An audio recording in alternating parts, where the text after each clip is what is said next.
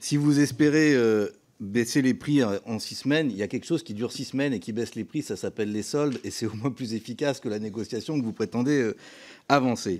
Mais si vous nous présentez ce texte et vos réponses, même si vous y mettez à 3, le monde, c'est que vous refusez de voir une réalité. Vous nous dites, vous ne pouvez pas à la fois dire que la négociation va faire augmenter les prix et étouffer les producteurs. Mais si, justement, c'est qu'entre le prix que paye le consommateur et le prix qui est payé au producteur, il y a quelque chose que vous refusez de voir qui s'appelle les marges, les profits, et c'est là-dessus qu'il y a du gras à prendre, si j'ose dire, pour baisser les prix et permettre aux Français de se nourrir. Si vous refusez de vous attaquer aux profits et aux marges, alors forcément, vous n'avez pas d'autre choix que d'implorer le dieu concurrence, mais qui ne marchera pas. Il faut bloquer les marges et bloquer les prix.